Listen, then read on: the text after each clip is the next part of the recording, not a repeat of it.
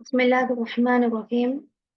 الحمد لله رب العالمين، والصلاة والسلام على أشرف المخلوقين وعلى آله وصحبه أجمعين، أما بعد. الكتابة الأكاديمية باللغة العربية. ഇതിന്റെ മൂന്നാമത്തെ സെഷനിലാണ് നമ്മളുള്ളത്. വളരെ വലിയൊരു വിഷയത്തെ വളരെ ചുരുക്കിയിട്ടാണ് നിങ്ങൾക്ക് മുന്നിൽ അവതരിപ്പിക്കുന്നത്. അതിൻ്റെതായിട്ടുള്ള ചില കുറവുകളും പോരായ്മകളൊക്കെ ഉണ്ടാകും, എന്നാലും ക്ഷമിക്കണം. ഇൻഷാ അല്ലാഹ് ഇനി ഈ ഒരു വിഷയത്തിൽ കൂടുതൽ അറിയാൻ ആഗ്രഹിക്കുന്ന ആളുകൾക്ക് ഇൻഷാ അല്ലാഹ് തുടർന്നും നമ്മളെ സമീപിക്കാവുന്നതാണ്. അപ്പോൾ ഇന്നത്തെ ക്ലാസ്സിൽ നമ്മുടെ ലൈവ് ക്ലാസ്സിന്റെ അവസാനത്തെ സെഷൻ ആണെന്ന്. ഇതില് നമ്മൾ ഇൻഷാ അല്ലാഹ് പ്രധാനമായിട്ടും ഡിസ്കസ് ചെയ്യുന്നത് 3 ഭാഗങ്ങളാണ്. തഹ്ലീൽ അൻവാഇൽ കിതാബത്തിൽ അക്കാദമിയ. അക്കാഡമിക് റൈറ്റിംഗ്സിൽ ഒരുപാട് നൗകൾ നമ്മൾ നേരത്തെ പറഞ്ഞിരുന്നു. അത് ഓരോന്നും നമുക്ക് വേറെ ചർച്ച ചെയ്യാം. അതുപോലെ അഷ്ഹുർ മനാഹിജുൽ ബഹ്സുൽ ഇൽമി, അക്കാഡമിക് റൈറ്റിംഗിൽ അല്ലെങ്കിൽ റിസർച്ച് പേപ്പറിൽ നമ്മൾ ഒരു റിസർച്ച് പേപ്പർ അല്ലെങ്കിൽ തിസീസ് തയ്യാറാക്കുമ്പോൾ അതിൽ ഉപയോഗിക്കുന്ന റിസർച്ച് മെത്തഡോളജികൾ, ഇതിൽ വളരെ പ്രധാനപ്പെട്ട കുറച്ച് മനഹജുകൾ നമുക്കൊന്ന് പരിചയപ്പെടാം. അതുപോലെ മവാഖിൻ ഷായിഹ ലിൽ ബഹസ് അനി ദറസാത്ത് വൽ ബുഹൂസ് അൽ അക്കാദമിയ, അക്കാഡമിക് റൈറ്റിംഗ്സ്, അത് പ്രധാനമായിട്ടും റിസർച്ച് പേപ്പറുകൾ, സ്റ്റഡീസ് ഒക്കെ നമുക്ക് സെർച്ച് ചെയ്യാനും പരിചയപ്പെടാനൊക്കെ പറ്റുന്ന കുറച്ച് പ്രധാനപ്പെട്ട അല്ലെങ്കിൽ കോമൺ ആയിട്ടുള്ള അല്പം വെബ്സൈറ്റുകളും കൂടെ നമുക്ക് ഇന്ന് പരിചയപ്പെടാം ഇൻഷാ അല്ലാഹ്. തഹ്ലീൽ അൻവാഇൽ കിതാബത്തിൽ അക്കാദമിയ. അക്കാഡമിക് റൈറ്റിംഗിന്റെ നൗകൾ ഒന്ന് നോക്കാം. അവലൻ അൽ മഖാലുൽ അക്കാദമി, അക്കാഡമിക് ആർട്ടിക്കിൾ അല്ലെങ്കിൽ അക്കാഡമിക് ആയിട്ടുള്ള എസ്സേ. നമ്മൾ നേരത്തെ ഫീച്ചേഴ്സ് പറഞ്ഞപ്പോൾ ചില നൗകളുടെ ഒരു സ്ട്രക്ചറിനെ നമ്മൾ പറഞ്ഞിരുന്നു. ഓരോ നൗകളും ഏത് രൂപത്തിലാണ് എഴുതുന്നത്, അതിന്റെ ഒരു കോമൺ ആയിട്ടുള്ള സ്ട്രക്ചർ എങ്ങനെയാണ്, അതുപോലെ ഓരോന്നിനും സ്പെസിഫിക് ആയിട്ട് വരുന്ന സ്ട്രക്ചർ ഏതൊക്കെയാണ്. ഇപ്പൊ മഖാലുൽ അക്കാദമി 2 രൂപത്തിലുണ്ടായിരിക്കും. നമ്മൾ ചെറിയ മാഗസിനുകളിലേക്കൊക്കെ അയക്കുന്ന വളരെ ഷോർട്ടായിട്ടുള്ള, ലെങ്ത് ഒന്നും ഇല്ലാത്ത, പ്രധാനമായിട്ടും ഒരു മുഖദ്ദിമ, പിന്നെ അറുൽ അല്ലെങ്കിൽ മത്തന്, പിന്നെ ഖാത്തിമ, ആ രൂപത്തിൽ എഴുതുന്ന മഖാലുകളുണ്ട്. പിന്നെ കുറച്ചുകൂടി കോംപ്രഹെൻസീവ് ആയിട്ട് എഴുതപ്പെടുന്ന മഖാലുകളുണ്ട്. അപ്പോൾ അങ്ങനെ കോംപ്രഹെൻസീവ് ആയിട്ട് എഴുതുന്ന മഖാലയുടെ ഒരു രൂപമാണ് ഇവിടെ പരിചയപ്പെടുത്തുന്നത്.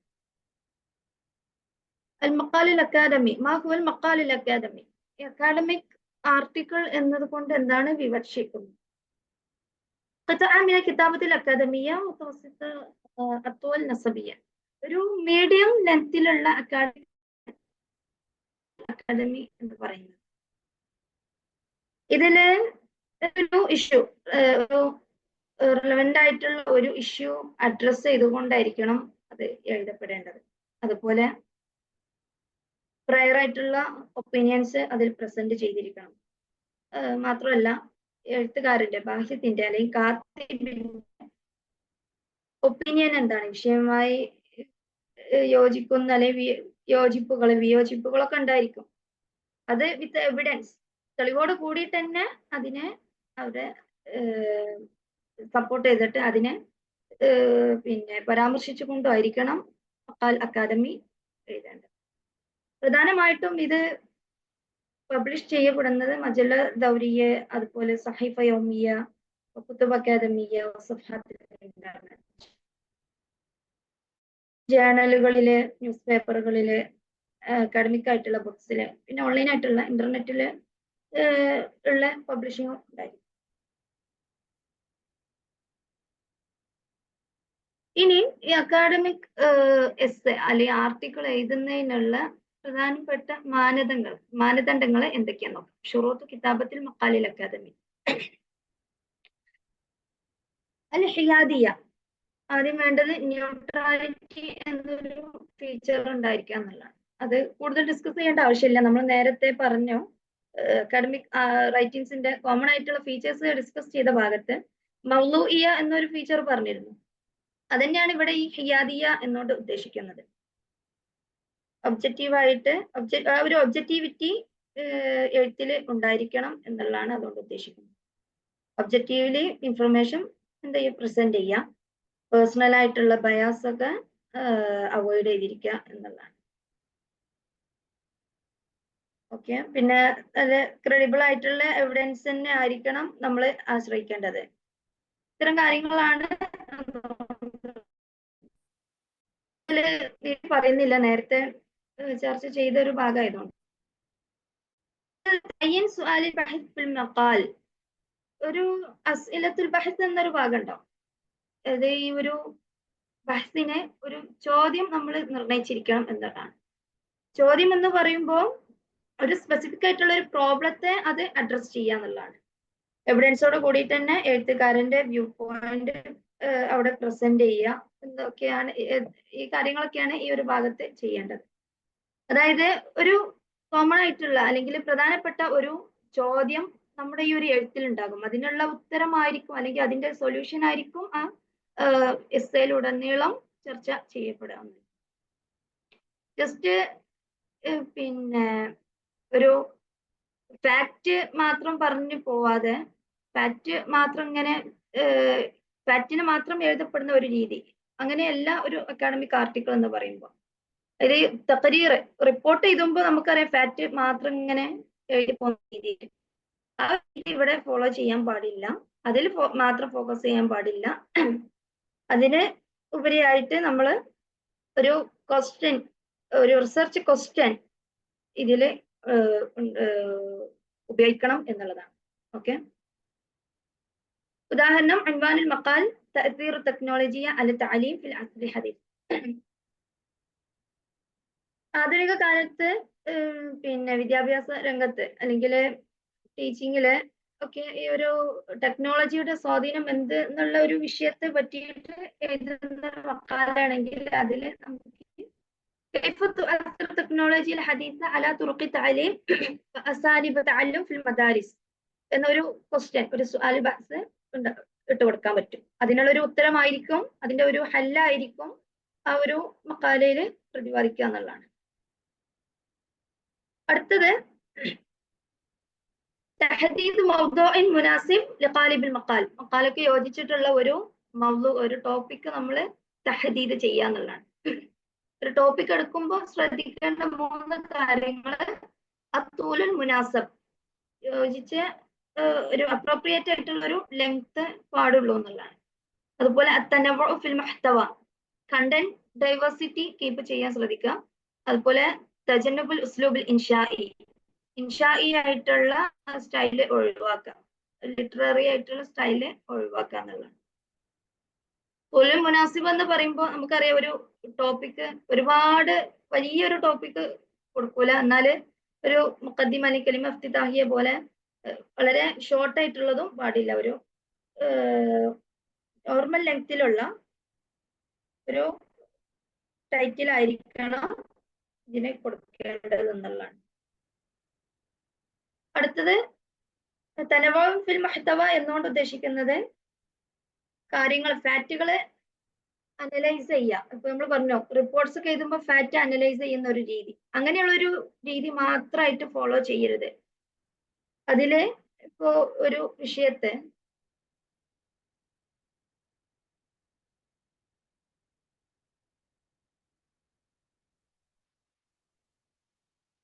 കേൾക്കുന്നുണ്ടോ? ഓക്കെ, അതില് തസാഉലാത്ത് അല്ലെങ്കിൽ ഖളിയകൾ, എന്തെങ്കിലും ഡിസ്കഷൻ, അതായത് ആളുകൾക്ക്, കേൾക്കുന്നവർക്ക് അല്ലെങ്കിൽ റീഡേഴ്സിന് ഒരു ഡിസ്കഷന് പറ്റുന്ന ഒരു ചോദ്യം അതിൽ ഉണ്ടാക്കിയെടുക്കുക എന്നുള്ളതാണ്. അങ്ങനെ നമുക്ക് ഒരു ഡൈവേഴ്സിറ്റി കീപ്പ് ചെയ്യാം. പിന്നെ തജന്നുബുൽ ഉസ്ലൂബുൽ ഇൻഷാഇ എന്നുകൊണ്ട് ഉദ്ദേശിക്കുന്നത് കൂടുതലായിട്ട് പറയേണ്ടതില്ല, ഒരു അക്കാഡമിക് ആയിട്ടുള്ള ടോണിലായിരിക്കണം നമ്മൾ എഴുതേണ്ടത്. അവിടെ ഇബ്തിദാഇ ആയിട്ടുള്ള ആ ഒരു സ്റ്റൈല് ഒഴിവാക്കുക എന്നുള്ളത്. അടുത്തത് ഹൈക്കലുൽ മഖാലിൽ അക്കാദമി. അക്കാഡമിക് ആർട്ടിക്കിളിന്റെ ഒരു സ്ട്രക്ചർ എന്താണ്? ഒന്നാമത്തത് അൽ അൻവാൻ, ടൈറ്റിൽ വേണം. ടൈറ്റിൽ എന്ന് പറയുമ്പോൾ മുഅബ്ബറൻ, മൂജസൻ, ജസാബൻ. എക്സ്പ്രസീവ് ആയിരിക്കാം, കോൺസിസ് ആയിരിക്കാം, അതുപോലെ നല്ല അട്രാക്റ്റീവ് ആയിരിക്കാം എന്നുള്ളതാണ്. എക്സ്പ്രസീവ് പറയുമ്പോൾ നമ്മൾ ടോപ്പിക്കിനെ ക്ലിയർലി ഡിസ്ക്രൈബ് ചെയ്യുക. അതുപോലെ മൂജസ് എന്ന് പറയുമ്പോൾ കൂടുതൽ ഡീറ്റെയിൽസ് ഒക്കെ നമ്മൾ ഒഴിവാക്കുക. സബ് ടോപ്പിക്സ് അങ്ങനെ നമ്മൾ അവിടെ പരാമർശിക്കേണ്ട ആവശ്യമില്ല. അതുപോലെ വായിക്കുന്ന ആളുകൾക്ക് അവരെ അറ്റൻഷൻ ക്യാപ്ചർ ചെയ്യുന്ന രീതിയിലുള്ള ഒരു ടൈറ്റിൽ ആയിരിക്കും. പിന്നെ രണ്ടാമത്തെ ഭാഗം മുഖദ്ദിമ. ആദ്യം ടൈറ്റിൽ, പിന്നെ മുഖദ്ദിമ. മുഖദ്ദിമ എന്ന് പറയുമ്പോൾ പ്രധാനമായിട്ടും അതിൽ താരിഫ് ബിമൗളൂഉൽ ബഹ്സ്, വിഷയത്തിന്റെ ഡെഫിനിഷൻ കൊടുക്കും. പിന്നെ സ്റ്റഡിയുടെ ഇമ്പോർട്ടൻസ് എന്താണ്, അതുപോലെ അസ്ഇലത്തുൽ ബഹ്സ് ഉണ്ടാവും, ദിറാസാത്ത് സാബിഖ ലിറ്ററേച്ചർ റിവ്യൂ ഉണ്ടാകും, അല്ലെങ്കിൽ മുന്നേ നടന്നിട്ടുള്ള സ്റ്റഡീസ് എന്തെങ്കിലും ഉണ്ടെങ്കിൽ അതിനൊന്ന് സൂചിപ്പിക്കും. പിന്നെ അഹ്ദാഫുൽ ബഹ്സ് ഉണ്ടാകും, മിൻഹജിയത്തുൽ ബഹ്സ് ഉണ്ടാകും. ഈ ഭാഗമൊക്കെ ആയിരിക്കും ആ മുഖദ്ദിമന്റെ പാർട്ടിൽ വരുന്നത്. പിന്നെ മത്നുൽ മഖാൽ, മഖാലിന്റെ മെയിൻ ബോഡി. ഈ മെയിൻ ബോഡി എന്ന് പറയുമ്പോൾ ഒരു ഇപ്പൊ നമ്മൾ പറയുന്ന വിഷയത്തിന്റെ ഓവറോൾ ആയിട്ടുള്ള ഒരു ഫ്രെയിംവർക്ക് ആണ്. എസ്സേയുടെ ഒരു ഓവറോൾ ഫ്രെയിംവർക്ക് ആയിരിക്കും അതിലുണ്ടായിരിക്കുക. അതിൽ എല്ലാ വിഷയങ്ങളെ പൂർണ്ണമായിട്ടും തഹലീൽ ചെയ്യുന്ന ഒരു ഭാഗമാണ് മത്ന് എന്ന് പറയുന്നത്. അവിടെ ഈ മെയിൻ ടൈറ്റിലിന് മാച്ച് ആവുന്ന രീതിയിലായിരിക്കണം നമ്മൾ ആ മെയിൻ ടൈറ്റിൽ എന്താണോ അതിനോട് കണക്റ്റഡ് ആയിട്ടുള്ള രീതിയിലാണ് നമ്മൾ അവിടെ വിഷയം വിശകലനം ചെയ്യേണ്ടത്. ആ ഒരു കണക്ഷൻ ഉണ്ടായിരിക്കണം എന്നുള്ളത് വളരെ അനിവാര്യമായ കാര്യമാണ്. അതുപോലെ മത്നിനെ നമുക്ക് ഈ തഖ്സീം ചെയ്യാൻ പറ്റും എന്നുള്ളതാണ്. അതായത് സബ് ടൈറ്റിലുകളോ മറ്റൊക്കെ കൊടുത്തിട്ട് നമുക്ക് അതിനെ തഖ്സീം ചെയ്യാൻ പറ്റും. അങ്ങനെ തഖ്സീം ചെയ്യുന്ന സമയത്തും വളരെ ചിട്ടയില് തസൽസുലോട് കൂടിയിട്ട് ഉള്ള സബ് ടൈറ്റിലുകൾ മുത്തറത്തിബായ രീതിയിൽ യോജിക്കുന്ന രീതിയിലുള്ള സബ് ടൈറ്റിലുകൾ വെച്ച് കൊടുക്കുക എന്നുള്ളതാണ്. ഓക്കെ, ഇത് വിഷയത്തിന്റെ വ്യാപ്തിക്ക് അനുസരിച്ച് ഇങ്ങനെ നമ്മൾ അതിന് ഓരോ പാർട്സ് ആയിട്ടും സെഷൻസ് ആയിട്ടൊക്കെ ഓരോ സെക്ഷൻ ആയിട്ടൊക്കെ നമ്മൾ അതിനെങ്ങനെ സ്പെസിഫിക് ആക്കി കൊണ്ടുപോകാൻ പറ്റും. അപ്പോൾ ആ ഭാഗം അങ്ങനെ എഴുതുമ്പോഴൊക്കെ അതൊക്കെ ഈ മെയിൻ ടൈറ്റിലിനോട് യോജിക്കുന്ന രീതിയിലുള്ള ഒരു കണക്ഷന് അതിലുണ്ടായിരിക്കണം എന്നുള്ളതാണ്. അടുത്തത് കൺക്ലൂഷൻ. കൺക്ലൂഷൻ എന്ന് പറയുമ്പോൾ നമ്മൾ ഇതുവരെ നടത്തിയിട്ടുള്ള ആ ഒരു ചർച്ചയുടെ ഒരു ആകെത്തുക, അതിന് കിട്ടിയിട്ടുള്ള അതിൽ നിന്ന് നമ്മൾ എന്ത് കൺക്ലൂഷനിലേക്കാണോ എത്തിയിട്ടുള്ളത് അത് നമ്മൾ വിവരിക്കുന്ന ഒരു ഭാഗമാണ്. അവിടെ സ്റ്റഡിയുടെ ലക്ഷ്യങ്ങള്, അതുപോലെ അതിൻ്റെ ഉദ്ദേശങ്ങൾ എന്തൊക്കെയായിരുന്നോ അതിനൊക്കെ നല്ല രീതിയിൽ വിശദീകരിക്കുന്ന, നമ്മൾ ഒരു ക്വസ്റ്റ്യനെ എന്ന് പറഞ്ഞ ആ ഒരു ക്വസ്റ്റ്യന്റെ ആൻസറിലേക്ക് നമുക്ക് ഈ ഒരു കൺക്ലൂഷനിൽ എത്താൻ സാധിച്ചിരിക്കണം എന്നുള്ളതാണ്. പിന്നെ മസാദിർ മറാജി ആണ് മറ്റൊരു ഭാഗം. അത് കൂടുതൽ പറയേണ്ടതില്ലല്ലോ. മസാദിർ മറാജി നമ്മൾ ഇന്നലെ ക്ലാസ്സിൽ ഡിസ്കസ് ചെയ്തു. അത് അതിൽ ഉൾക്കൊള്ളിക്കേണ്ട ഭാഗങ്ങൾ ഇപ്പൊ ഒൻവാന്, മുഅല്ലിഫ്, ദാറു നഷ്ർ, മക്കാനു നഷ്ർ, അതുപോലെ പബ്ലിഷർ ആരാണ്, ഇങ്ങനത്തെ ഈ കാര്യങ്ങളൊക്കെ മാലൂമാത്തുകളൊക്കെ നമ്മൾ ആ ഭാഗത്ത് തീർച്ചയായിട്ടും ഉൾക്കൊള്ളിച്ചിരിക്കണം എന്നുള്ളതാണ്.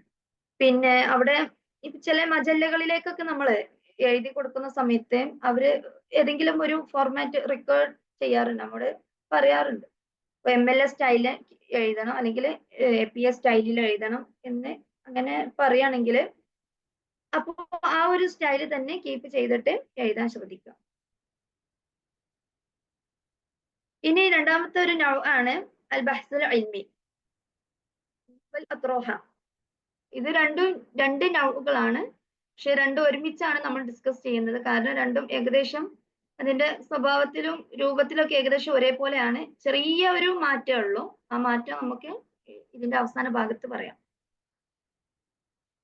താരീഫുൽ ബഹ്സുൽ ഇൽമി. എന്താണ് ബഹ്സുൽ ഇൽമി?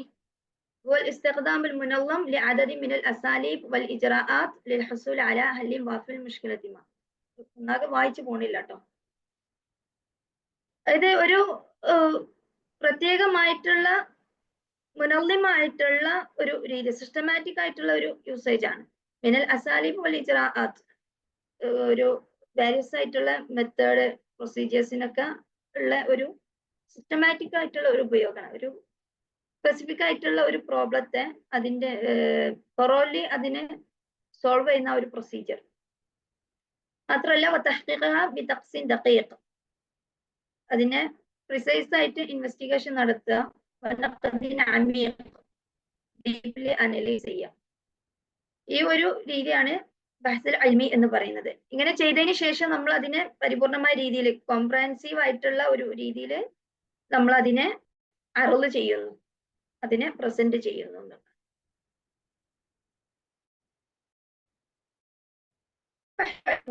ഇതിന്റെ അർഹതകൾ ഏതൊക്കെയാന്ന് പറയാം. ആദ്യം ഇഖ്തിയാർ മൗദു, ആദ്യം നമ്മൾ ടോപ്പിക് ചൂസ് ചെയ്യാന്നുള്ളതാണ്. രണ്ടാമത്തെ ജംഅൽ മസാദിർ, ഗാദറിംഗ് സോഴ്സസ്. തസ്ജീലുൽ മഅലൂമാത്ത്, റെക്കോർഡിംഗ് ഇൻഫർമേഷൻ. സിയാഖത്തുൽ ബഹ്സ്, റിസർച്ച് ഫോർമുലേഷൻ. അൽ മുറാജഅ വ തഹ്രീർ, റിവ്യൂ ആൻഡ് എഡിറ്റിംഗ്. ഈ ഒരു സ്റ്റേജിലാണ് ഈ ഒരു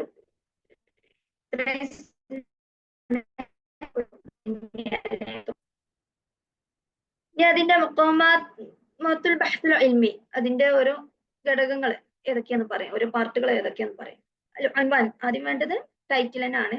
നമ്മൾ നേരത്തെ പറഞ്ഞ പോലെ അയക്കൂന മുതനാസിഖൻ മഅ സുആലിൽ ബഹർ വഅയക്കൂൻ മുസീറ ലിഇഹ്തിമാമിൽ ഖാരി വയംതാസ് ബിൽ ജിദ്ദ വൽ ഈജാസ്. It should be aligned with the research question and also capture the reader's attention and should be innovative and concise. രണ്ടാമത്തത് മുഖദ്ദിമ.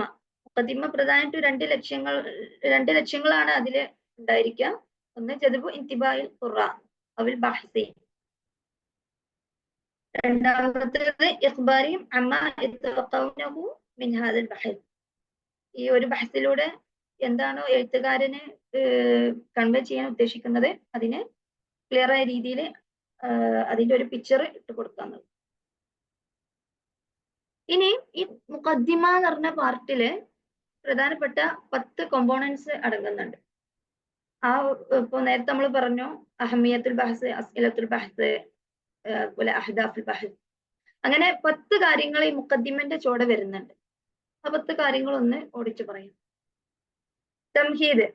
തംഹീദാണ് ആദ്യം വരുന്നത്. തംഹീദ് എന്ന് പറയുമ്പോൾ ഈ 10 കാര്യങ്ങൾക്കുള്ള ഒരു മദ്ഖലായിട്ടാണ് അതിനെ കണക്കാക്കപ്പെടുന്നത്.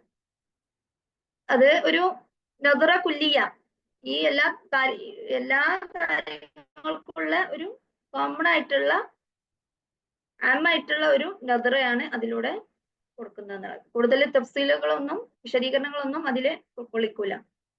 അതായത് അതിൽ ഉൾക്കൊള്ളിക്കേണ്ട ഭാഗങ്ങൾ ഒന്ന് ഖൽഫിയ, താരീഖിയ, മുജ്മല, അനിൽ ബഹ്സ് ഫി ഹാദൽ മൗദു. ഈ വിഷയത്തിലുള്ള ഒരു ഹിസ്റ്റോറിക്കൽ ആയിട്ടുള്ള ബ്രീഫ് ആയിട്ടുള്ള ഹിസ്റ്റോറിക്കൽ ബാക്ക്ഗ്രൗണ്ട് അതിൽ എഴുതാൻ പറ്റും. ഇപ്പൊ നമ്മള് കേരളത്തിലെ അറബി ഭാഷ പഠിപ്പിക്കുന്ന രീതികളെ പറ്റിയിട്ടാണ് പറയുന്നതെന്നുണ്ടെങ്കിൽ നമുക്ക് ആദ്യം കേരളത്തെ ഒന്ന് അവിടെ എന്ത് ചെയ്യാം, അറബി ഭാഷയിൽ കേരളത്തിന്റെ സ്ഥിതി ഇപ്പോ ഇന്ന് വരെ എത്തി നിൽക്കുന്നു. അപ്പൊ എന്ന് മുതല് കേരളം അറബി ഭാഷയുമായിട്ട് ഒരു അലാഖത്തുണ്ട്. അവിടുന്ന് ഇങ്ങോട്ട് ഏത് അളവിൽ അതിന്റെ ഒരു തത്വീർ, അതിന്റെ ഒരു പുരോഗമനം, അതിന്റെ ഒരു ഹിസ്റ്ററി, നമുക്ക് ബാക്ക്ഗ്രൗണ്ട് എന്താണ്, ഹിസ്റ്റോറിക്കൽ ബാക്ക്ഗ്രൗണ്ട്, അതങ്ങനെ ജസ്റ്റ് നമുക്ക് വളരെ ബ്രീഫ് ആയിട്ട് ഒന്ന് കൊടുക്കാൻ പറ്റും. പിന്നെ ഖൽഫിയ ആമ അനിൽ ഹഖലിൽ ആം അല്ലദി യന്തമി ഇലൈഹി മൗദൂഉൽ. ഒരു ജനറൽ ആയിട്ടുള്ള ബാക്ക്ഗ്രൗണ്ട്, അത് ബ്രോഡർ ആയിട്ടുള്ള ഫീൽഡിന്റെ ഒരു ജനറൽ ബാക്ക്ഗ്രൗണ്ട് കൂടെ കൊടുക്കുക. നമ്മുടെ റിസർച്ച് ടോപ്പിക്കിനോട് ബന്ധപ്പെട്ട് കിടക്കുന്നു. ഓക്കെ, ആ ഭാഗത്ത് നമുക്ക് വിഷയം ഇപ്പൊ നമ്മൾ ചൂസ് ചെയ്യുന്ന വിഷയത്തില് എന്തെങ്കിലും അതുമായി ബന്ധപ്പെട്ട ആയത്തുകളോ ഹദീസുകളോ ഒക്കെ ഉൾക്കൊള്ളിക്കാൻ പറ്റുമെങ്കിൽ ഈ ഒരു ഭാഗത്ത് നമുക്ക് ചേർത്ത് കൊടുക്കാന്നുള്ളത്. രണ്ടാമത്തേത് മുഖദ്ദിമന്റെ ഭാഗത്ത് വരുന്ന രണ്ടാമത്തെ കാര്യമാണ് സുആലുൽ ബഹ്സ്, അല്ലെങ്കിൽ ഇഷ്കാൽ ബഹസ് അല്ലെങ്കിൽ ഫർദിയത്തുൽ ബഹസ് 3 രീതിയിലും ഉപയോഗിക്കാം. സെർച്ച് ക്വസ്റ്റ്യൻ എന്നുള്ളതാണ്. അത് ഇനി കൂടുതൽ പറയേണ്ടില്ലല്ലോ. ഇത് ഒരു ക്വസ്റ്റ്യൻ ഉണ്ടായിരിക്കണം എന്നുള്ളതാണ്. ഒരു പുതിയ ഒരു ഇഷ്യൂ, ഒരു ഖദിയ, ആ ഒരു ചോദ്യം ഈ വായിക്കുന്ന ആളുകൾക്ക് ആ ഒരു ചോദ്യം, അതിനുള്ള ഒരു ഹല്ല്, ഈ ഹല്ലായിരിക്കും അതിനുള്ള ഒരു ഉത്തരമായിരിക്കും ഒരു റിസർച്ച് സ്റ്റഡി എന്ന് പറയുന്നത്. ആ ഒരു ചോദ്യം നമ്മൾ അവിടെ ഉണ്ടാക്കുക, മേക്ക് ചെയ്യണം എന്നുള്ളതാണ്. പിന്നെ അഹമ്മിയത്തുൽ ബഹസ്, വിഷയത്തിന്റെ ഇമ്പോർട്ടൻസ്, വിഷയത്തിന്റെ പ്രാധാന്യം എന്താണ്, വാല്യൂ എന്താ എന്നുള്ളതാണ് ആ ഭാഗത്ത് നമ്മൾ കൊടുക്കേണ്ടത്. അപ്പോൾ ആ വിഷയവുമായി ബന്ധപ്പെട്ട ഹദീസുകള്, വേറെ എവിഡൻസുകളൊക്കെ ഉണ്ടെങ്കിൽ, തെളിവുകൾ ഒക്കെ ഉണ്ടെങ്കിൽ അതൊക്കെ നമുക്ക് ആ ഭാഗത്ത് വെച്ചിട്ട് വിഷയത്തിന്റെ ഒരു പ്രാധാന്യത്തെ അവിടെ തബ്ദീർ ചെയ്യാം. മറ്റൊന്നാണ്, നാലാമത്തെ ഒരു കാര്യമാണ് അഹ്ദാഫുൽ ബഹസ്, വിഷയത്തിന്റെ ലക്ഷ്യം എന്താണെന്നുള്ളത്. അഹ്ദാഫുൽ ബഹസ് എന്ന് പറയുമ്പോൾ അഹമ്മിയത്തുൽ ബഹസും അഹ്ദാഫുൽ ബഹസും തമ്മിൽ വ്യത്യാസമുണ്ട്. നമ്മൾ പറഞ്ഞു അഹമ്മിയത്ത് എന്നുള്ളത് വിഷയത്തിന്റെ ഖീമത്തിനെയാണ് ഉദ്ദേശിക്കുന്നത്, ചർച്ച ചെയ്യുന്നത്. അതേസമയം അഹ്ദാഫ് ഈ വിഷയത്തിലൂടെ നമ്മൾ എന്താണ് ലക്ഷ്യം വെക്കുന്നത്, ഈ വിഷയം പഠിക്കുന്നതിന് തൽഫലമായിട്ട് അതിൽ നിന്ന് കിട്ടുന്ന മനാഫിയ എന്തൊക്കെയാണ്, ഉപകാരങ്ങൾ എന്തൊക്കെയാണ്, അതിന്റെ ഔട്ട്കം എന്തായിരിക്കും എന്നൊക്കെയുള്ളതാണ് ഈ അഹ്ദാഫുൽ ബഹസ് കൊണ്ട് ഉദ്ദേശിക്കുന്നത്. അഞ്ചാമത്തെ പാർട്ടാണ് അസ്ബാബ് ഇഖ്തിയാറുൽ മൗദു. അത് എല്ലാ എഴുത്തുകളിലും അങ്ങനെ നിർബന്ധമുള്ളൊരു കാര്യമല്ല കേട്ടോ. ഈ സബബ് നമുക്ക് എഴുതുന്ന രീതിയും ചിലർ എഴുതാതെയും കണ്ടിട്ടുണ്ട്. ആവശ്യമുണ്ടെങ്കിൽ നമുക്ക് ഈ ഒരു ഭാഗം ഉൾക്കൊള്ളിക്കാം. അസ്ബാബ് ഇഖ്തിയാറുൽ മൗദു. അസ്ബാബ് ഇഖ്തിയാറുൽ മൗദു എന്ന് പറയുമ്പോൾ വിഷയം എന്തുകൊണ്ടാണ് നമ്മൾ ചൂസ് ചെയ്തത്, അതിന്റെ ഇമ്പോർട്ടൻസ് തന്നെയാണ് ഉദ്ദേശിക്കുന്നത്. പക്ഷേ നേരത്തെ പറഞ്ഞ അഹമ്മിയത്തുൽ ബഹസ് ആ വിഷയത്തിന്റെ പ്രസക്തിയാണ്, കാലിക പ്രസക്തിയാണ് അവിടെ നമ്മൾ എഴുതേണ്ടത്. പക്ഷെ ഇഖ്തിയാർ മൗദു, അസ്ബാബ് ഇഖ്തിയാർ മൗദു എന്ന് പറയുമ്പോൾ എഴുതുന്ന ആളുണ്ടല്ലോ, ബാഹിസ്, അയാളുമായിട്ട് ഈ വിഷയം എത്ര റിലേറ്റഡ് ആയി കിടക്കുന്നു, അല്ലെങ്കിൽ അയാൾ ഈ വിഷയത്തെ എന്തുകൊണ്ട് തിരഞ്ഞെടുത്തു എന്നുള്ളതാണ് ഈ ഒരു പാർട്ടിൽ എഴുതേണ്ടത്. അയാളും വിഷയം തമ്മിലുള്ള ഒരു ബന്ധത്തെ ആയിരിക്കും ഇവിടെ സൂചിപ്പിക്കുക. പിന്നെ ഹുദൂദുൽ ബഹസ്, ബഹസിന്റെ ബൗണ്ടറീസ് എന്തൊക്കെയാന്നുള്ളതാണ്. ബൗണ്ടറീസ് എന്ന് പറയുമ്പോൾ നമ്മള് ഒരു വിഷയം ചിലപ്പോ വലിയ ഒരുപാട് ആസ്പെക്ട്സ് ഒക്കെ ഉള്ള വിഷയമായിരിക്കും. അപ്പൊ അതിന്റെ ഇന്ന ഭാഗങ്ങളാണ് നമ്മൾ ഡിസ്കസ് ചെയ്യുന്നത് എന്ന് നമുക്ക് ഒന്ന് അതിന്റെ ബൗണ്ടറി നമുക്ക് നിശ്ചയിക്കാൻ പറ്റുന്നതാണ്. അങ്ങനെ ചെയ്യുമ്പോൾ എന്താ വെച്ചാല് നമ്മുടെ നമ്മൾ ഏത് ഭാഗമാണോ ഊന്നിയിട്ടുള്ളത് ആ ഭാഗം നമുക്ക് നല്ല ഡീപ്പായിട്ട് ആ ഭാഗത്തെ മാത്രം ഊന്നിയിട്ട് നമുക്ക് എഴുതാൻ പറ്റും എന്നുള്ളതാണ്. അതിന്റെ പുറത്ത് വരുന്ന ചോദ്യങ്ങൾക്കൊന്നും നമ്മൾ ഉത്തരവാദിത്തപ്പെടേണ്ടതില്ല.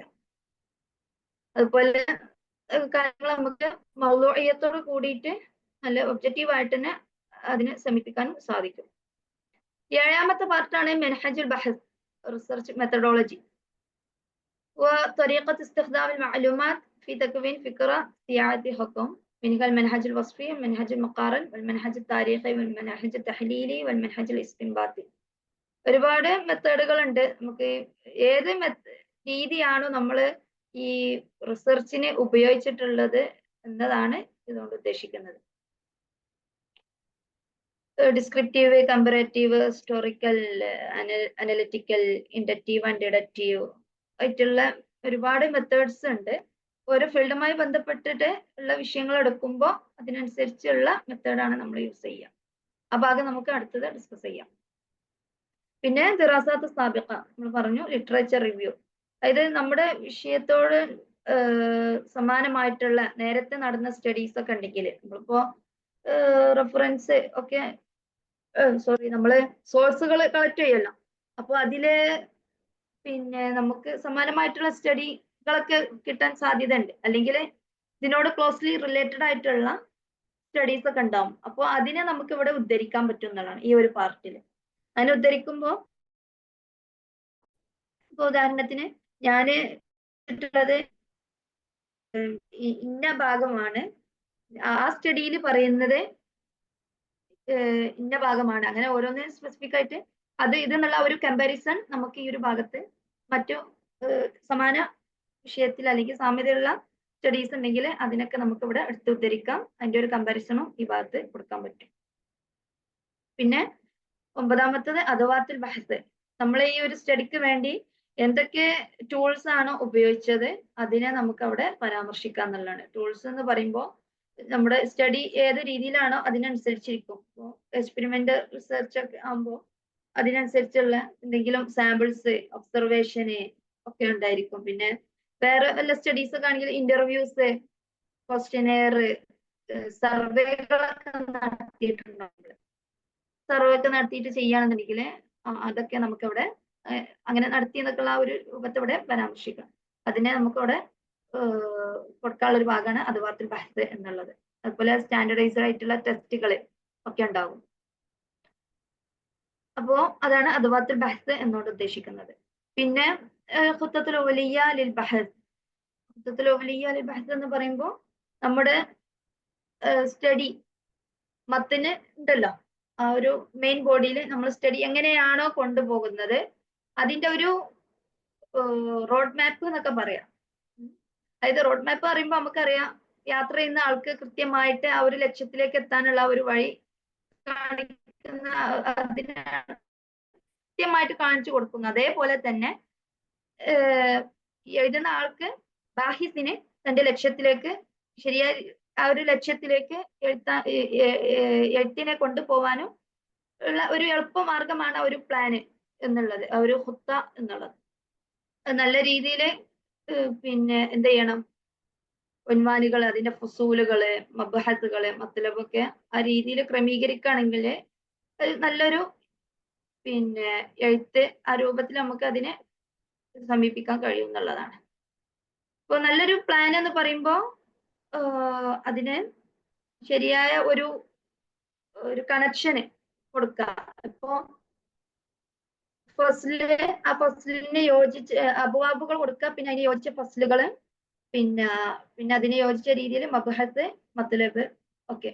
ഇപ്പൊ ഫിഖ്ഹി ആയിട്ടുള്ള വിഷയങ്ങളൊക്കെ കൈകാര്യം ചെയ്യുമ്പോൾ ഇതുപോലെ മബ്ഹസ്, മത്ലബുകളൊക്കെ വരാറുണ്ട്. പിന്നെ വേറെ ചില വിഷയങ്ങളാകുമ്പോൾ അങ്ങനെ ഈ ഡീപ്പായിട്ട് ഒന്നും ചിലപ്പോ ഒരുപാട് സ്പെസിഫിക് ആയിട്ട് കൊണ്ടുപോകാനൊന്നും ഉണ്ടാവില്ല. അപ്പൊ ചിലപ്പോ അബുവാബുകള്, ഫുസൂലുകളൊക്കെ ഉണ്ടാവുള്ളൂ, അല്ലെങ്കിൽ കുറഞ്ഞ മഹാവറുകളൊക്കെ ഉണ്ടാവുള്ളൂ. അപ്പൊ വിഷയത്തിനനുസരിച്ചിരിക്കും അത്. ഓക്കെ, അപ്പൊ ആ ഒരു കുത്ത, അതിന്റെ ഒരു മത്തനിന്റെ ഒരു ചെറിയൊരു രൂപമാണ് ഈ ഒരു കുത്തയില് ഉണ്ടായിരിക്കുന്നത്. ഓക്കെ, ഇനി മത്തനുൽ ബഹ്സ്. മുഖദ്ദിമന്റെ 10 ഭാഗങ്ങൾ പറഞ്ഞു. മുഖദ്ദിമ കഴിഞ്ഞാൽ പിന്നെ മത്തനുൽ ബഹ്സ്. മത്തനുൽ ബഹ്സിൽ ഇപ്പൊ വരേണ്ടത് ഇജാബത്തുഹു അല അസ്ഇലത്തിൽ ബഹ്സ്, ഇൽത്തിസാമുഹു ബിമൻഹജിൽ ബഹ്സ്, ഇസ്തിഖ്ദാമുഹു ലിഅദവാത്തിൽ ബഹ്സ്, ഇത്ബാഉഹു ഖുത്വാത്തിൽ ബഹ്സ്, തഖയ്യുദുഹു ബിമുഹദ്ദദാത്തിൽ ബഹ്സ്, ഇസ്തിആബുഹു അൽമൗദൂആത്തിൽ ബഹ്സ്. നമ്മൾ പറഞ്ഞ ഈ കാര്യങ്ങളൊക്കെ ഇവിടെ ഉണ്ടായിരിക്കണം എന്നുള്ളതാണ്. നമ്മള് എന്താണോ നമ്മൾ ഇട്ട് കൊടുത്തിട്ടുള്ള ക്വസ്റ്റ്യൻ, നമ്മുടെ അസ്ലത്ത് ബഹ്സ് എന്താണോ അതിന്റെ ഉത്തരമായിരിക്കണം മത്തനിൽ ഉണ്ടായിരിക്കേണ്ടത്. അതുപോലെ നമ്മൾ ഏത് മനഹജാണോ ഉപയോഗിച്ചിട്ട് പറഞ്ഞിട്ടുള്ളത് ആ മനഹജ് ഫോളോ ചെയ്തിരിക്കണം. അതുപോലെ അദവാത്തുൽ ബഹ്സ് എന്താണോ അത് നമ്മൾ ഉപയോഗിക്കാം. ഫത്വകൾ എന്താണോ അത് ഫോളോ ചെയ്യാം. അങ്ങനെ അതെല്ലാം ഈ ഒരു മത്തനുൽ ബഹ്സിൽ ഉണ്ടായിരിക്കണം, മെയിൻ ബോർഡിൽ ഉണ്ടായിരിക്കണം. പിന്നെ നതാഇജുൽ ബഹ്സ്, ഇതിന്റെ റിസൾട്ട്സ് എന്തൊക്കെയാണ് എന്നുള്ളതാണ്. ഈ കൺക്ലൂഷനിലാണ് ഈ നതാഇജുൽ ബഹ്സ് വരാം. يجب أن تكون النتائج مرتبطة بفروض الدراسة وأسئلتها، فيعرف الباحث السؤال ثم يطلق بعمل النتائج المتعلقة به. ويجب أن ترتبط توصيات بنتائج الدراسة وأن تكون قابلة للتطبيق. അവിടെ നമ്മുടെ സ്റ്റഡിയുടെ ഹൈപ്പോത്തിസിസ് ആൻഡ് ക്വസ്റ്റ്യൻസ് അവിടെ ലിങ്ക്ഡ് ആയിരിക്കണം നമ്മുടെ ഈ റിസൾട്ട്സ് എന്നുള്ളതാണ്. നമ്മൾ അവിടെ കൊടുത്തിട്ടുള്ള അസ്ഇല ഉണ്ടല്ലോ അതിനോട് ലിങ്ക്ഡ് ആയിരിക്കണം എന്നുള്ളതാണ്. അതുപോലെ തന്നെ ഈ ഒരു ഭാഗത്ത് നമുക്ക് നമ്മുടെ തൗസിയാത്ത്, റെക്കമെൻഡേഷൻസ് ഒക്കെ അവിടെ നമുക്ക് ഇൻക്ലൂഡ് ചെയ്യാൻ പറ്റും. അത് റെക്കമെൻഡേഷൻ എന്ന് പറയുമ്പോൾ ഈ ഒരു വിഷയത്തിന്റെ നമ്മൾ എടുത്തിട്ടുള്ള ടോപ്പിക്കിന്റെ ഒരു സ്കോപ്പിന് ഫ്യൂച്ചറിൽ നമുക്ക് അത് ഏത് രീതിയിൽ അതിന് ഉപയോഗപ്പെടുത്താം എന്നുള്ള ഒരു വീക്ഷണം നമുക്ക് ഇട്ടുകൊടുക്കാം. മാത്രമല്ല അങ്ങനെ കൊടുക്കുമ്പോൾ ശ്രദ്ധിക്കേണ്ട ഒരു കാര്യം, അത് ആപ്ലിക്കബിൾ ആയിരിക്കണം എന്നുള്ളതാണ്. പ്രാക്ടിക്കലി അത് കൊണ്ടുപോകാൻ പറ്റുന്ന ഒരു തൗസിയാത്ത് റെക്കമെൻഡേഷൻസ് ആയിരിക്കണം എന്നുള്ളത് ശ്രദ്ധിക്കണം. പിന്നെ തൗസിയാത്തിൽ മഷ്ഹൂറ ഇഖ്തിറാഹ് ബുഹൂസിൻ മുസ്തഖ്ബിലിയ, അതുപോലെ ഈ വിഷയത്തിന്റെ മുസ്തഖ്ബിലിയായിട്ട് ഫ്യൂച്ചറിൽ നമുക്ക് കൊണ്ടുപോകാൻ പറ്റുന്ന സ്റ്റഡീസ്, ഇതിന്റെ ഏതെങ്കിലും ആസ്പെക്റ്റുകളൊക്കെ ഉണ്ടെങ്കിൽ അതൊക്കെ നമുക്ക് സജസ്റ്റ് ചെയ്ത് കൊടുക്കാനും പറ്റും. അപ്പൊ ആ കാര്യങ്ങളൊക്കെ നമുക്ക് ഈ നതായിജുൽ ബഹ്സിന്റെ ഭാഗത്ത് ഉൾക്കൊള്ളിക്കാം. പിന്നെ വേണ്ടതാണ് മുലഖസ്. മുലഖസ് എന്നുള്ളത് ഇപ്പൊ നമ്മൾ ഈ എഴുതിയ എഴുത്തിന്റെ അവസാനത്തിൽ നമ്മൾ ചെയ്തു കൊടുക്കുന്ന അതിന്റെ ഒരു അബ്സ്ട്രാക്റ്റ് ആണ്, ചെറിയ ഒരു സംക്ഷിപ്ത രൂപം എന്ന് പറയാം. ലാ യസീദുൽ മുലഖസ് ഫി മജ്മുഇഹി 200 250 കലിമേനേക്കാളും കൂടാൻ പാടില്ല. ഇഹ്തവിൽ മുലഖസ് അല സുആലി ബഹ്സിൽ മത്റൂഫ് ഫിൽ ബഹ്സ്. അതുപോലെ അസ്ലത്തുൽ ബഹ്സ് എന്താണോ അത് ഈ മുലഖസിൽ നമ്മൾ ഉൾക്കൊള്ളിച്ചിരിക്കണം. വ അഹമുൽ ആറഇല്ലത്തി ആലജത്തുൽ മൗദൂ, വിഷയത്തിൽ കൈകാര്യം ചെയ്തിട്ടുള്ള പ്രധാനപ്പെട്ട അഭിപ്രായങ്ങളൊക്കെ എന്തൊക്കെയാണ് അത് ഉൾക്കൊള്ളിച്ചിരിക്കണം. ബാഹിസ് പ്രിഫർ ചെയ്യുന്ന ഈ അഭിപ്രായം എന്താണോ അതിനെ പരാമർശിക്കണം. അഹമ്മൽ ഹുജജ് വൽ ബറാഹീൻ, പ്രധാനപ്പെട്ട എവിഡൻസ് ആർഗ്യുമെന്റ്സ് ഒക്കെ പറയാം. അതുപോലെ നതായിജ് വ തഫ്സീലാത്ത്. ഈ മുലഖസ് എഴുതുമ്പോൾ ഈ പബ്ലിഷ് ചെയ്യാൻ വേണ്ടിയിട്ട് കൊടുക്കുന്ന പേപ്പേഴ്സ് ഒക്കെ ആണെന്നുണ്ടെങ്കിൽ, പബ്ലിഷിങ്ങിന് വേണ്ടിയിട്ട് എഴുതുന്നതാണെങ്കിൽ അവിടെ ഈ മുലഖസ് എന്നുള്ളത് വളരെ പ്രധാനപ്പെട്ട ഒരു ഭാഗമാണ്. അതില് വളരെ നല്ല ശ്രദ്ധ കൊടുക്കണം. കാരണം ഈ മുലഖസ് മാത്രമാണ് ആ സമയത്ത് അവർ നോക്കുള്ളൂ. നമ്മളെ ഫുൾ പേപ്പർ നോക്കിക്കോണമെന്നില്ല. അപ്പോൾ ഫുൾ പേപ്പറിൽ നമ്മൾ നല്ല രീതിയിൽ കണ്ടന്റ് വളരെ ക്ലിയർ ആയിട്ട് കൺസൈസ് ആയിട്ടൊക്കെ നമ്മൾ പറഞ്ഞിട്ടുണ്ടെങ്കിലും ചിലപ്പോൾ അവരത് ശ്രദ്ധിക്കുകയില്ല. മുലഖസ് നന്നായില്ലെങ്കിൽ, മുലഖസ് വീക്ക് ആണെങ്കിൽ അത് റിജക്റ്റ് ചെയ്യാൻ സാധ്യതയുണ്ട്. അപ്പോൾ അത് വളരെ നല്ല സംക്ഷിപ്തമായ രൂപത്തിൽ എന്നാൽ ഈ പറയപ്പെട്ട കാര്യങ്ങളൊക്കെ ഉൾക്കൊള്ളിച്ചുകൊണ്ട് തന്നെ എഴുതാൻ നോക്കുക. നമ്മൾ പറഞ്ഞു അതുപോലെ അത്റൂഹ, തിസീസിലും ഇതേ രൂപത്തിൽ തന്നെയാണ് കാര്യങ്ങൾ പോകുന്നത്. ഈ പറയപ്പെട്ട ഇതേ ഒരു ഫോർമാറ്റ് തന്നെയാണ് തിസീസിനും. പക്ഷെ അതിന് ചെറിയ ചില വ്യത്യാസങ്ങളുണ്ട്. അതിന് ഒരു രൂപത്തിലൂടെ പറയാം. ഫസ്റ്റ് അതിന്റെ ആ കണ്ടന്റ് എങ്ങനെയൊക്കെയാണ് എന്നുള്ളതാണ്. സഫാത്തുൽ ഊല തംഹീദിയ, ആദ്യ പേജസിലൊക്കെ വരുന്നത് സഫത്തുൽ ഉൻവാൻ, പിന്നെ തഖ്ദീർ, സഫത്തുൽ ഇഹ്ദാ, മുഖദ്ദിമ. ഇതൊന്നും സാധാരണ ഒരു റിസർച്ച് നമ്മള് ഒരു സെമിനാറിനും മറ്റു അങ്ങനെയൊക്കെ കൊടുക്കുന്ന സാധാരണ അങ്ങനെ ഒരു പിന്നെ കോൺഫറൻസിനും മറ്റൊക്കെ ഉപയോഗിക്കുന്ന റിസർച്ച് പേപ്പറുകളിൽ ഇതൊന്നും വരൂല. ഇത് തിസീസിൽ മാത്രം വരുന്നതാണ്. പിന്നെ രണ്ടാമത്തെ ഒരു പാർട്ട് എന്നുള്ളത് അബ്വാബുൽ അത്റൂഹ വഫ്സുലുഹ മബാഹിസുഹ. ഇത് എന്തായാലും നമ്മള് തിസീസ് എഴുതുമ്പോൾ എന്തായാലും നമ്മൾ ശ്രദ്ധിക്കേണ്ട, ഫോളോ ചെയ്തിരിക്കേണ്ട ഒരു പാർട്ടാണ് അബ്വാബ്, ഫുസൂല്, മബാഹിസ്, മത്താലിബ് എന്നുള്ളത്. ഇങ്ങനെ ഡിവിഷൻ തഖ്സീം ചെയ്ത് പോകണം, ആ രീതിയിൽ എഴുതണം എന്നുള്ളത്. പിന്നെ ഫഹാരിസ്, പിന്നെ ഖായിമത്തുൽ മറാജി മസാദിർ. ഈ ഒരു ഫോർമാറ്റിലാണ്. പിന്നെ ഈ മുഖദ്ദിമയില് നമ്മൾ നേരത്തെ പറഞ്ഞ ആ 10 കാര്യങ്ങൾ ഇവിടെയും ആണ്. മറ്റുള്ള വ്യത്യാസങ്ങൾ മാത്രം ഇവിടെ പറഞ്ഞിട്ടുള്ളൂ. ഇനി അടുത്തത് അഷ്ഹുർ മനാഹിജുൽ ബഹ്സിൽ ഇൽമി. ഇപ്പൊ നമ്മൾ പറഞ്ഞു മൻഹജിയത്ത് ബഹ്സ് അല്ലെ, മൻഹജുൽ ബഹ്സ് റിസർച്ച് മെത്തഡോളജി. കുറച്ച് മെത്തേഡുകൾ നമ്മൾ പറഞ്ഞു, അത് ഓരോന്നും നമുക്ക് ചെറിയ രൂപത്തിൽ ഒന്ന് പരിചയപ്പെടാം. മൻഹജുൽ വസ്ഫി, ആദ്യത്തേത് ഡിസ്ക്രിപ്റ്റീവ് മെത്തേഡ്. ഡിസ്ക്രിപ്റ്റീവ് മെത്തേഡ് എന്ന് പറയുമ്പോൾ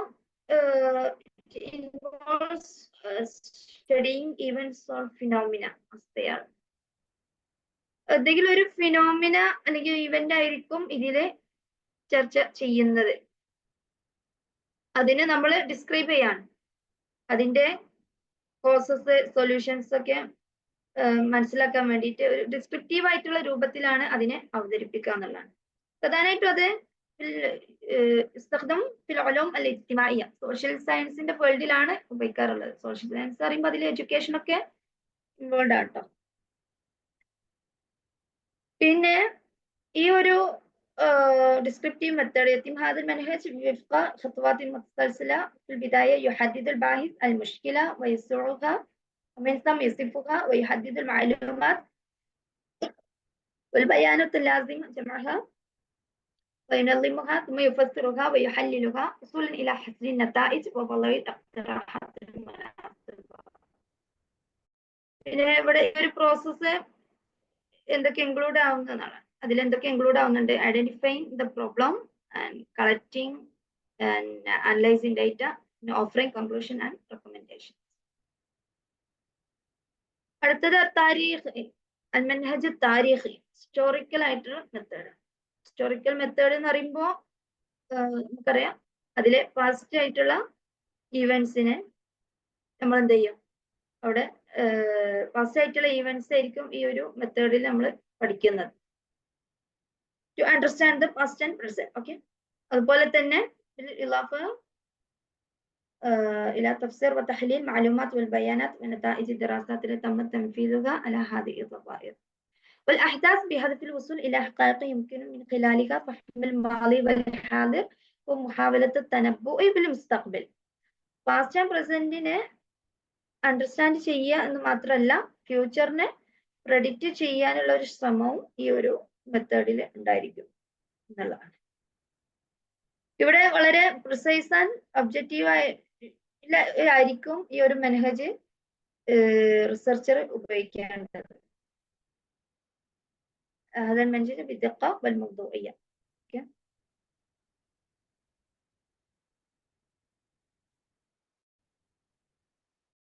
പിന്നെ ففي البداية يحدد الباحث المشكلة التي عادة ما تكون واقعة حدثت في الماضي ثم اختفت، ومن ثم يعيد فرضيات البحث ليجمع المعلومات والبيانات المتعلقة بالمشكلة بعد ذلك وينقذها ثم يحللها وصولا إلى كتابة.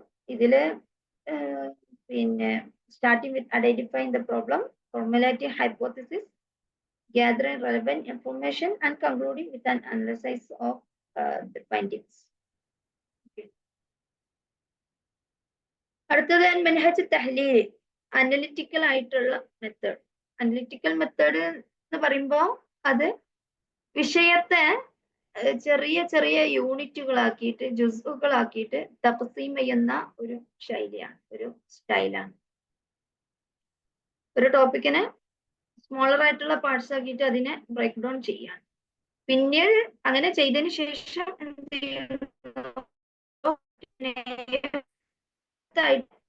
പഠിക്കുന്നു, അതിനെ വിശദീകരിക്കുന്നു. പിന്നെ അതിന്റെ നൽകുകയും ചെയ്യാം. ആ ഒരു രീതിയാണ് മൻഹജ് തഹ്ലീലി എന്ന് പറയുന്നത്. പിന്നെ ഇത് വളരെ ഒരു ക്ലിയർ ആയിട്ടുള്ള രൂപത്തിൽ തന്നെ ഇതിന്റെ ഡീറ്റെയിൽസ് ഒക്കെ അനലൈസ് ചെയ്യണം. അതുപോലെ ഇതിന് നമുക്ക് എക്സ്പ്ലനേഷൻ ക്രിട്ടിക് ആയിട്ടുള്ള ടൂൾസ് ഉപയോഗിക്കാന്നുള്ളത്. ഇനി അടുത്തത് അൽ മൻഹജുൽ ഇസ്തിഖ്റാഇ, ഇൻഡക്റ്റീവ് മെത്തേഡ്. ഇൻഡക്റ്റീവ് മെത്തേഡ് എന്ന് പറയുമ്പോൾ يجمع الباحث بهذا المنهج كثيرا من الأمثلة التي تشترك في ظاهرته ومن ثم يصدر حكما عاما مشتركا عليها. ഇവിടെ റിസർച്ച് നടത്തുന്ന ആള്, റിസർച്ചർ എന്താ ചെയ്യുന്നത്, ഒരുപാട് എക്സാമ്പിളുകൾ ആദ്യം കളക്ട് ചെയ്യുന്നു. ഒരു കോമൺ ആയിട്ടുള്ള ഒരു ഫിനോമിനലെ അടിസ്ഥാനപ്പെട്ട് കിടക്കുന്ന, അതിനോട് ബന്ധപ്പെട്ട് കിടക്കുന്ന ഒരുപാട് എക്സാമ്പിൾസ് കളക്ട് ചെയ്യാം. അങ്ങനെ ഒരുപാട് എക്സാമ്പിൾ കളക്ട് ചെയ്തിട്ട് അതിലൂടെ ആ ഒരു കോമൺ ആയിട്ടുള്ള അല്ലെങ്കിൽ സ്പെസിഫിക് ആയിട്ടുള്ള ഫിനോമിന എന്താണോ അതിലേക്ക്, ആ ഒരു കൺക്ലൂഷനിലേക്ക് എത്തിച്ചേരുക എന്നുള്ളതാണ്. ഒരു ഉദാഹരണം ഇവിടെ കൊടുത്തിട്ടുണ്ട്. ബാഹിസൻ യദ്റുസ് تأثير القراءة اليومية على تحسين مهارة الكتابة لدى طلاب المدارس الثانوية. സെക്കൻഡറി ലെവലിലുള്ള, സെക്കൻഡറി സ്കൂളുകളിലെ കുട്ടികൾക്ക് റൈറ്റിംഗ് സ്കില്ല്, അതിൻ്റെ ഒരു ഡെവലപ്മെന്റ്, ആ ഒരു ഡെവലപ്മെന്റിന് ഡെയിലി ഉള്ള ഡെയിലി റീഡിങ് ഏത് അളവിൽ സ്വാധീനിക്കുന്നു എന്നുള്ളതാണ് എന്ത് ചെയ്യുന്നത്, ബാഹിസ് കണ്ടെത്തുന്നത്. അപ്പൊ അതിന് ആദ്യം ചെയ്യുന്നത് ഒരുപാട് ഡേറ്റകൾ കളക്ട് ചെയ്യണം. മീൻ അദ്ദത്തി മദാരിസ്, ഒരുപാട് മദ്രസകൾ സ്കൂളുകളിൽ നിന്ന് ഡേറ്റ കളക്ഷൻ നടത്തുന്നു. എന്നിട്ട് ഈ ഡേറ്റയില് ഡെയിലി വായിക്കുന്ന കുട്ടികൾ അവര് എഴുതിയിട്ടുള്ള കുറച്ച് ടെസ്റ്റുകള് അതിന്റെ സാമ്പിൾസ് കളക്ട് ചെയ്യാം. അതുപോലെ അങ്ങനെ വായിക്കാത്ത കുട്ടികളുടേതും വേറെ കളക്ട് ചെയ്യുന്നു. എന്നിട്ട് ഇവ രണ്ടും കമ്പയർ ചെയ്ത് നോക്കുമ്പോ ഡെയിലി വായിക്കുന്ന കുട്ടികളുടെ എഴുത്തില് വളരെ റിച്ച് ആയിട്ട് തന്നെ അവർ വെക്കാബുലറി യൂസ് ചെയ്തതായിട്ടും വളരെ താക്കീതി ആയിട്ടുള്ള പിന്നെ സ്ട്രക്ചറുകളൊക്കെ തർക്കീബുകളൊക്കെ ഉപയോഗിച്ചതായിട്ടും കാണപ്പെടാണ്. മറ്റുള്ളവരെ അപേക്ഷിച്ച് ഡയറി വായിക്കുന്ന കുട്ടികൾ കുറച്ചുകൂടി എഴുത്തിൽ മികച്ച് നിൽക്കുന്നുണ്ട് എന്നാണ് അതിന്. അപ്പൊ അങ്ങനെയുള്ള ഒരു നത്തീജ, ഒരു റിസൾട്ടിലേക്ക്, ഒരു കൺക്ലൂഷനിലേക്ക് ഈ ബാഹിസിന് എത്താൻ സാധിക്കുന്നു. അപ്പോൾ എന്ത് ചെയ്യുന്നു, അതിലൂടെ ആ ഒരു ഇസ്തിൻതാജ് ആമ്, ഈ ഒരു ബാഹിസ് ഉണ്ടാക്കിയെടുക്കുക എന്നുള്ളതാണ്. അതെന്താണ്, അൽ ഖിറാഅത്തുൽ യൗമിയ്യ തസ്ഹം ഫി തഹ്സീൻ മഹാറത്തുൽ കിതാബ ലദത്തുല്ലാബ് എന്ന ഒരു കൺക്ലൂഷനിലേക്ക് എത്തിച്ചേരുന്നു. അപ്പൊ ആദ്യം സാമ്പിൾസ് കളക്ട്, എക്സാമ്പിൾസ് കളക്ട് ചെയ്തിട്ട് അതിലൂടെ ഒരു കോമൺ ആയിട്ടുള്ള ഫിനോമിനയിലേക്ക് അല്ലെങ്കിൽ ഒരു ഹുക്കുമിലേക്ക് എത്തുന്ന രീതി, അതാണ് മൻഹജുൽ ഇസ്തിഖ്റാഇ. അടുത്തത് മൻഹജുൽ ഇസ്തിംബാത്തി, നേരെ ഈ പറഞ്ഞതിന്റെ നേരെ ഓപ്പോസിറ്റ്. ആദ്യം ഒരു കായിക ഉണ്ടാക്കാണ്. ആ കായിക ഒരു ജനറൽ റൂള്, ആ റൂളിന്ന് പിന്നെ അതിന് ശരിപ്പെടുത്തുന്ന, അതിനെ പരിശീലിച്ചറിയാവുന്ന ഒരു ഒരു എക്സാമ്പിൾസ് കണ്ടെത്താന്നുള്ളതാണ്. ഇപ്പൊ ഉദാഹരണത്തിന് താലീം ലുഗൽ അറബിയ, ഒരു താലീം ലുഗൽ അറബിയ എന്നുള്ള ഒരു ഫീൽഡ് എടുത്തിട്ടുള്ള ഒരു പരീക്ഷണം, എക്സ്പെരിമെന്റ് നടത്തി നോക്കാൻ. إذا كانت القاعدة العامة تقول إن الطلاب الذين يدرسون بانتظام لمدة ساعة يوميا يتقدمون بسرعة أكبر في إتقان اللغة. അതായത് ദിവസവും ഒരു 1 hour കൃത്യമായിട്ട് ഒരു സിസ്റ്റമാറ്റിക് ആയിട്ട് തന്നെ അറബി ഭാഷ പഠനത്തിന് വേണ്ടിയിട്ട് ദിവസം ഒരു 1 hour മാറ്റി വെക്കുന്ന കുട്ടികൾ, ഒരു 1 hour പഠിക്കും ഭാഷയ്ക്ക് വേണ്ടിയിട്ട് ഡെയിലി അങ്ങനെ സ്വീകരിക്കുന്ന കുട്ടികൾക്ക് അറബി ഭാഷയിൽ നല്ലൊരു പുരോഗമനം കാണുന്നു. അപ്പോ ഇതാണ് ഖായിദ. ഈ ഒരു ഖായിദയെ, അതിന്റെ സിഹത്തിനൊന്ന് പരിശോധിക്കണം ബാഹിസിന്. അപ്പൊ ബാഹിസ് അതിന് വേണ്ടിയിട്ട് എന്താണ് ചെയ്യുന്നത്, യഖൂമു ബിതത്ബീഖിഹാ അലാ മജ്മുഅത്തി മിന തുല്ലാബ് ഹൈസു യുൽസമു ബഅ്ദുഹും ബിദ്ദറാസ ലിമുദ്ദ സഅ യൗമിയൻ ബൈനമാ യത്ബഅ ആഖറൂൻ അൻമാത്ത് ദറാസ മുഖ്തലിഫ. ഇവിടെ അത് പിന്നെ അപ്ലൈ ചെയ്യാൻ വേണ്ടിയിട്ട് ഒരു group of people, group of സ്റ്റുഡൻസിനെ എടുക്കുകയാണ് ബാഹിസ്. എന്നിട്ട് അവരില് ചിലര് പിന്നെ ഡെയിലി ഈ പറഞ്ഞ പോലെ 1 hour ഭാഷയ്ക്ക് വേണ്ടിയിട്ട് മാറ്റി വെക്കുന്നു, മറ്റു ചിലര് വ്യത്യസ്തമായ കാര്യങ്ങളിലാണ് ഉപയോഗിക്കപ്പെടുന്നത് ഈ ഒരു സമയത്ത്. അപ്പൊ അങ്ങനെയുള്ള 2 രീതിയിലുള്ള കുട്ടികൾ, അങ്ങനെ 2 വിഭാഗമായിട്ട് അതിനെ നിരീക്ഷിക്കുകയും അങ്ങനെ ഇവരുടെ അതിനൊരു ഡ്യൂറേഷൻ വെക്കാണ്. ആ ഒരു ഡ്യൂറേഷൻ കഴിയുമ്പോൾ അതിനെ തഖീം ചെയ്യാണ്. അങ്ങനെ തഖീം ചെയ്യുന്ന സമയത്ത് ബാഹിസ് നിരീക്ഷിക്കാണ്,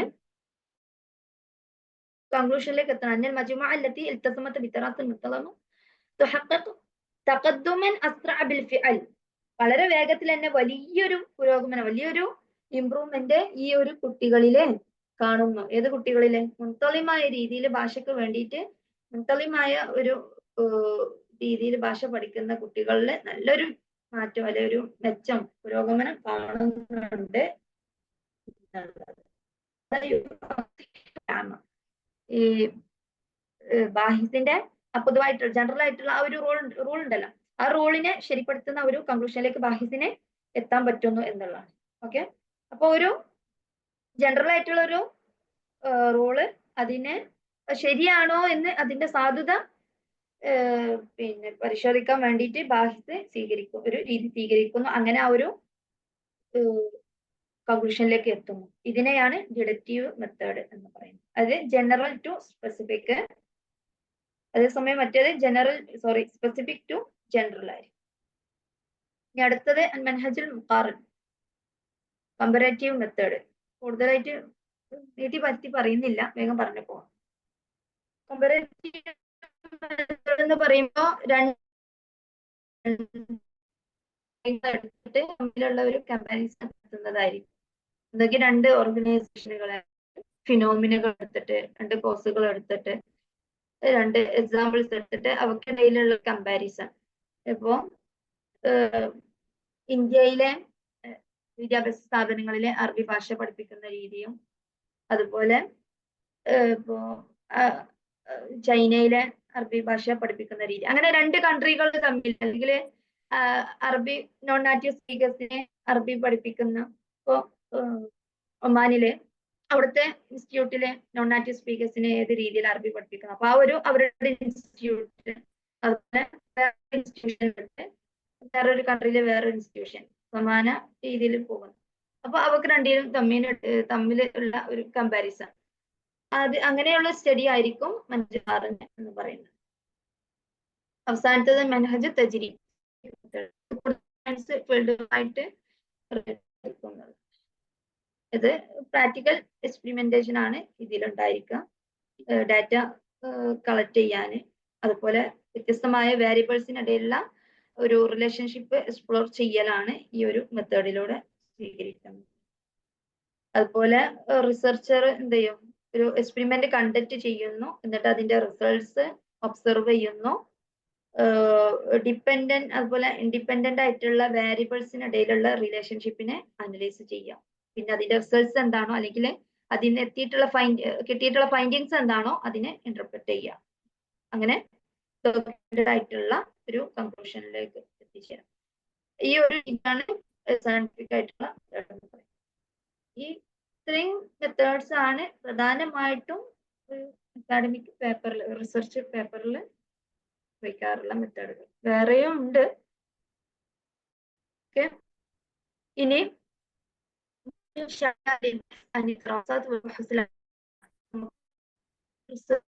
ഒരുപാട്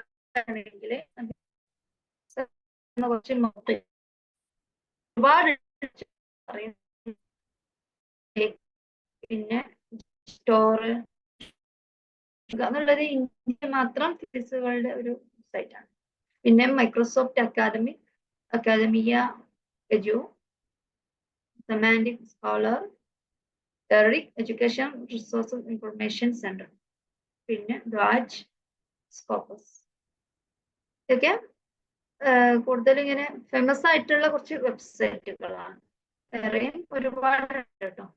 അപ്പൊ ഇതില് നമ്മൾ ഇംഗ്ലീഷ് ആർട്ടിക്കിൾസ് അല്ലെങ്കിൽ റിസർച്ച് പേപ്പേഴ്സ് ആണ് വേണ്ടെങ്കിൽ അങ്ങനെ സെർച്ച് ചെയ്ത് നമുക്ക് കിട്ടും. അതുപോലെ അറബി ആണെങ്കിൽ അറബിയിൽ നമ്മൾ ബ്രൗസ് ചെയ്യാന്നുണ്ടെങ്കിൽ നമുക്കത് കിട്ടും. ഓക്കെ, അപ്പൊ നിങ്ങൾക്ക് കൂടുതൽ വായിക്കണം എന്നൊക്കെ ഉണ്ടെങ്കിൽ ഈ പറയപ്പെട്ട വെബ്സൈറ്റുകളൊക്കെ ചെയ്യുന്നത് നല്ലതാണ്. പിന്നെ ഇൻഷാല്ലാ ഇത്രയും കാര്യങ്ങളാണ് നമ്മൾ ഈ ക്ലാസ്സിലൂടെ ഷെയർ ചെയ്യാൻ ഉദ്ദേശിക്കുന്നത്. പിന്നെ നമുക്ക് ഈ ഒരു ഫീൽഡില് ഇങ്ങനെ എഴുതാനൊക്കെ ഇനി മുന്നോട്ട് വരണം എന്ന് താല്പര്യപ്പെടുന്ന കുട്ടികളുണ്ടെങ്കിൽ അവരൊക്കെ ഉദ്ദേശിച്ചിട്ടാണ് ഞാൻ ഒരു PDF കളക്ട് ചെയ്തിട്ടുണ്ട്. അതായത് നമുക്ക് ഈ അക്കാഡമിക് റൈറ്റിംഗ്സിൽ ഉപയോഗിക്കാവുന്ന കുറച്ച് ഫ്രേസസ്, പദങ്ങൾ ഉണ്ടാവില്ല, അക്കാഡമിക് റൈറ്റിംഗിന്റെ മുസ്തലഹാത്തുകളൊക്കെ, അത് കളക്ട് ചെയ്തിട്ടുള്ള ഒരു PDF ഉണ്ട്. ഇൻഷാല്ലാ അത് ഞാൻ വാട്സപ്പ് ഗ്രൂപ്പിൽ ഷെയർ ചെയ്യാം.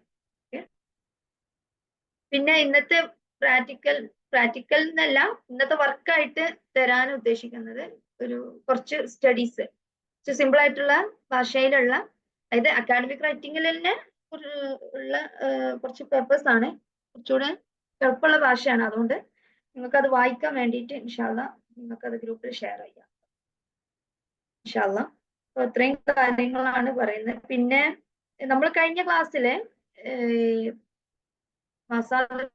മറാജിനെ ഉപയോഗിക്കുന്ന പരിചയപ്പെട്ടല്ലോ. അപ്പൊ അത് പിന്നെ ഈ മാനേജ്മെന്റിന് കുറച്ച് ടൂൾസുകളൊക്കെ ഇന്ന് അവൈലബിൾ ആണ്.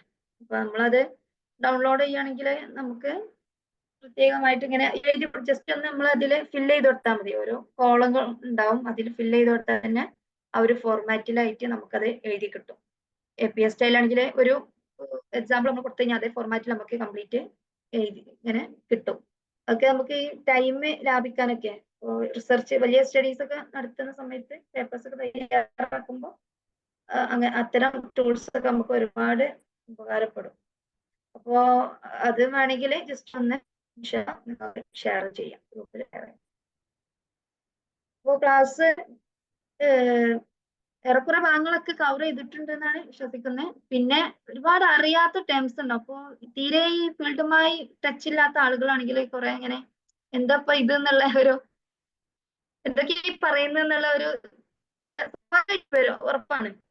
നമ്മൾ എന്തൊക്കെ പറഞ്ഞു പോയി, അപ്പൊ എന്തൊക്കെ എന്തോ മനസ്സിലായില്ല പറഞ്ഞ് മുഖം തിരിച്ചു കളയാതെ ഇതിൽ ഇങ്ങനെ എഴുതണം പോണം എന്നുള്ള ആഗ്രഹമുള്ള ആളുകൾ ഒരിക്കലും പിന്തിരിയരുത്. കൂടുതൽ ആഴത്തിൽ പഠിക്കാൻ വേണ്ടിയിട്ട് മുന്നോട്ട് പോവുക തന്നെ ചെയ്യണം ഇൻഷാ അള്ളാ. അപ്പൊ നമ്മൾ ടേംസ് ഒക്കെ സുപരിചിതമാകും. ഇപ്പോ ഒരു കാര്യം നമ്മൾ അതിനോട് അടുക്കുമ്പോഴാണ്, അതുമായി കൂടുതൽ ഇടപഴകുമ്പോഴാണല്ലോ നമുക്ക് അതിനെ പരിചയപ്പെടുന്നത്. ഇപ്പോ ഫോണ് തീരെ അറിയാത്ത ഒരാള് അതിങ്ങനെ ഉപയോഗിച്ചാണ് അതിന്റെ ഫീച്ചേഴ്സ്, അതിന്റെ എല്ലാ കാര്യങ്ങളെയും പറ്റി കൂടുതൽ പഠിക്കുന്നത്. ഉപയോഗിക്കും തോറാണ് നമ്മൾ പഠിക്കുന്നത് അല്ലേ? അതേപോലെ തന്നെ റൈറ്റേഴ്സിനെ കൂടുതൽ അടുത്തിങ്ങനെ പരിചയപ്പെടുമ്പോഴാണ് കൂടുതലായിട്ട് നമുക്കത് മനസ്സിലാക്കാനും ഉൾക്കൊള്ളാനും കഴിയുള്ളൂ. അപ്പോ ഒരുപാട് അറിയാത്ത ടേംസ് ഉണ്ട്, ഇതെന്തോ ഒരു വലിയൊരു സാധനമാണെന്ന് വിചാരിച്ച് ബേജാറായിട്ട് ആരും പിന്തിരിയാൻ പാടില്ല. ആഗ്രഹമുള്ള ആളുകളാണെങ്കിൽ ഈ ഫീൽഡിൽ മുന്നോട്ട് പോവുക തന്നെ വേണം. അതിനുവേണ്ടി കഠിനമായ പ്രയത്നം നടത്തുക തന്നെ വേണം എന്ന് നിങ്ങളോട് ഞാൻ ആത്മാർത്ഥമായിട്ട് അപേക്ഷിക്കുകയാണ്. ഇൻഷാ അള്ളാ ഇനി എന്തെങ്കിലും ചോദ്യങ്ങൾ ഉണ്ടെങ്കിൽ ചോദിക്കാനുള്ള അവസരമാണ്. അസ്സലാമു അലൈക്കും വറഹ്മത്തുള്ളാഹി. അപ്പോ ഇനി ഫസ്റ്റ് മിസ് അതിൻ്റെ ഇടയിൽ പറഞ്ഞ് പല ആളുകൾക്കും ഇപ്പോൾ സയന്റിഫിക് റിസർച്ചുമായി ബന്ധപ്പെട്ട് ഒരുപാട് മെത്തഡോളജീസും കാര്യങ്ങളൊക്കെ മിസ് പറഞ്ഞപ്പോൾ ചിലപ്പോൾ നമുക്കൊരു ആദ്യമായിട്ട് കേൾക്കുന്നത് കൊണ്ട് ഇതെന്താണ് എന്നുള്ളതൊക്കെ ചിലപ്പോൾ തോന്നും. പക്ഷെ ഇത് ഞാൻ പറഞ്ഞല്ലോ, അക്കാഡമിക് വേൾഡ് എന്ന് പറഞ്ഞാൽ അത് അനന്തമായ മേഖലയാണ്. നമ്മൾ അതിൽ ഇറങ്ങുമ്പോഴാണ് അതിൻ്റെ ഒരു മാസ്മരിക്കുന്നത് നമുക്ക് മനസ്സിലാവുന്നത്. ഇൻഷാ അള്ളാ നമ്മുടെ ഈ ഒരു 3 സെഷനൊക്കെ യൂട്യൂബിൽ ഒക്കെ അപ്ലോഡഡ് ആണ്, റെക്കോർഡഡ് ആണ്.